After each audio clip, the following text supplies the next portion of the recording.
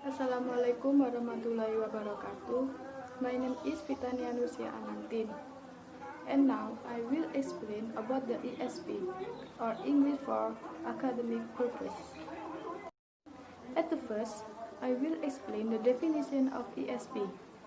ESP, or English for Academic Purpose, is the teaching of English to students whose first language is not English, but who need it for a particular job, activity, or purpose. Jadi, ESP ini itu adalah pengajaran bahasa Inggris kepada siswa yang bahasa pertamanya atau bahasa sehari-harinya itu bukan bahasa Inggris, tetapi mereka membutuhkannya untuk pekerjaan, aktivitas, atau tujuan tertentu lainnya. According to Ludwig Evans in 2001, there are three absolute characteristics of ESP. Number one is ESP is designed to meet the specific needs of the learners. ESP dirancang untuk memenuhi kebutuhan khusus peserta didik. Yang kedua, ESP makes use of the underlying methodology and activities of the specialism itself. ESP memanfaatkan metodologi dan aktivitas yang mendasari spesialisasi yang dilayaninya. Kemudian yang ketiga, it is centered not only on the language, grammar, lexis, register, but also the skills, discourses, and genre appropriate to those activities. Hal ini tidak hanya berpusat pada bahasa, grammar, leksis, dan register, melainkan juga keterampilan, kecakapan, genre yang sesuai dengan kegiatan peserta didik. The next is the difference between ESP and ESL. ESP and ESL differs not only in the nature of the learner, but also in the aim of instruction. As general rule, while in ESL or for language skill, listening, reading, speaking, and writing are stressed equally. But in ESP, it is a need analysis that determines which language skill are most needed by students, and the syllabus is designed accordingly. Jadi, ESP dan ESL ini berbeda tidak hanya dalam sifat pelajarnya saja, tetapi juga dalam tujuan pembelajaran. Sebagai aturan umum, ESL membutuhkan keempat keterampilan bahasa, yaitu listening, reading, speaking, and writing. Pada ESL, keterampilan bahasa tersebut sangat ditekankan, sedangkan pada ESP membutuhkan analisis demi menentukan keterampilan bahasa mana yang dibutuhkan oleh siswa dan silabus harus dirancang dengan tepat. And the last is ESP course at Technical Secondary Vocational School for Construction and Building Trades Student, atau kursus ESP di sekolah kejuruan teknik untuk siswa dan untuk membangun perdagangan sekolah. The first discusses the meaning of ESP and then tells about its characteristic. It discusses the role of English as a threat at final language globally and then further narrates the various steps that are being taken by various countries to promote ESP program for its workforce. Hal pertama yang dibahas adalah pengertian ESP dan kemudian membahas karakteristiknya. Kemudian membahas peran bahasa Inggris sebagai bahasa perdagangan dan keuangan secara global. Kemudian menceritakannya lebih lanjut. Kemudian menjelaskan berbagai langkah yang diambil oleh negara untuk mempromosikan tenaga kerjanya. And now I will to explain about ESP vocabulary teaching at the Vocational Secondary School of Furniture Industry. And now, English has become the language of the multicultural world and plays a key role in human life. English has become not only an international language, but also a global language.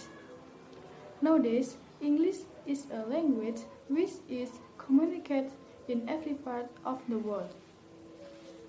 Jadi, di zaman sekarang, bahasa Inggris telah menjadi bahasa dunia multikultural dan memainkan peran kunci dalam kehidupan manusia. Bahasa Inggris tidak hanya menjadi bahasa internasional, tetapi sudah menjadi bahasa global. Pada saat ini, bahasa Inggris merupakan bahasa yang digunakan hampir di setiap belahan dunia manapun. And then, people need English for different purpose. Atau bahasa Inggris sangat dibutuhkan oleh kebanyakan orang dengan tujuan yang berbeda. For the first, to deal with the foreign business partner in their job. Atau untuk berurusan dengan mitra bisnis asing dalam pekerjaannya.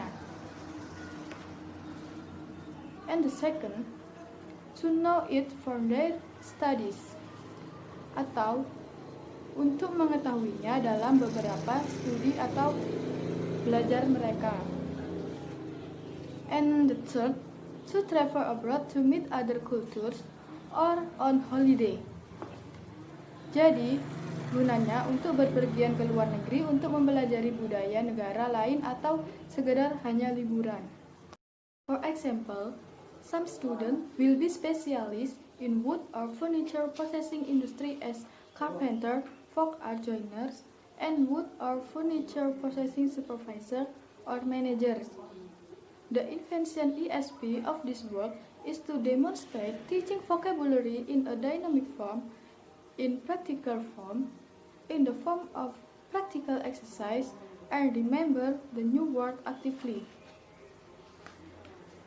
Sebagai contohnya, beberapa siswa akan mengkhususkan diri pada industri pengolahan kayu atau mebel sebagai tukang kayu, pengrajin kesenian, atau mungkin bahkan mereka akan menjadi processing supervisor atau manager. Tujuan ESP dalam pekerjaan ini adalah untuk menyusun pengajaran kosakata dalam bentuk yang dinamis, praktis, dan membantu dalam pelatihan dan praktek mengingat kosakata secara aktif.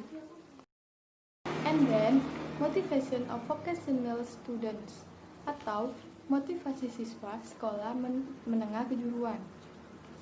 The aim is to make learning English in the field of wood or furniture industry more stimulating and motivating.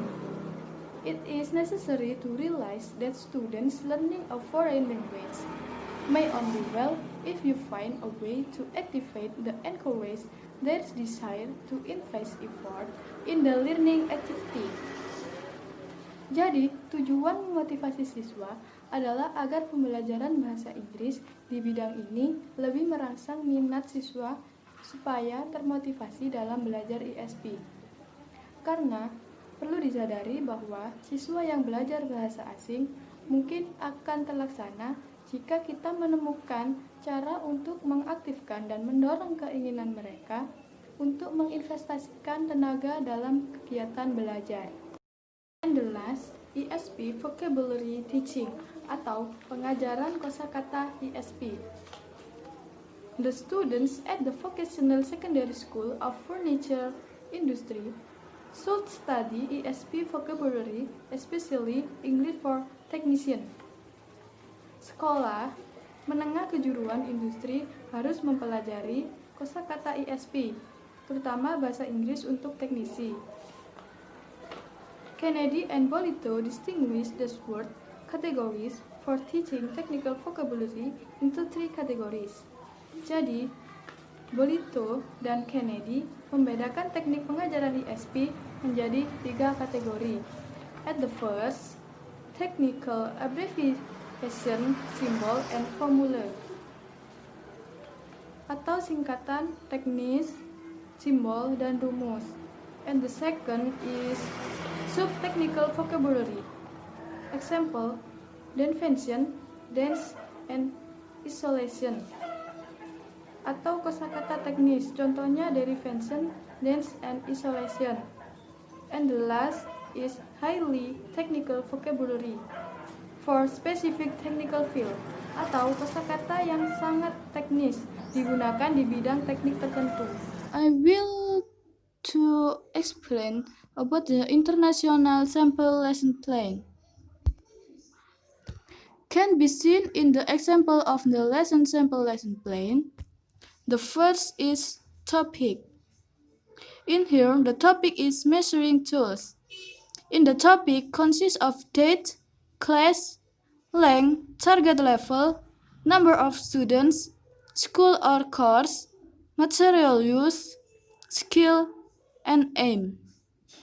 And the next is reason.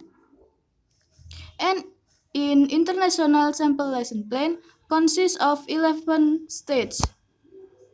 There is the stage 1 is introduction, and stage 2 warming up, stage 3 vocabulary introduction 1, stage 4 reading the text 1, stage 5 vocabulary introduction 2,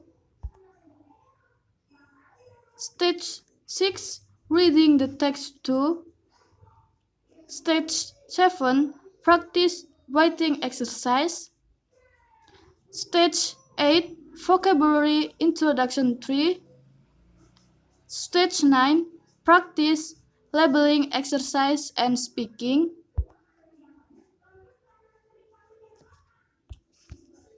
stage 10 calming down, hot seat a competition, and the last is stage 11 assessment, short summary of the lesson and homework. And the last is conclusion. I think enough for explanation about ESP for me. And the last say, wassalamualaikum warahmatullahi wabarakatuh.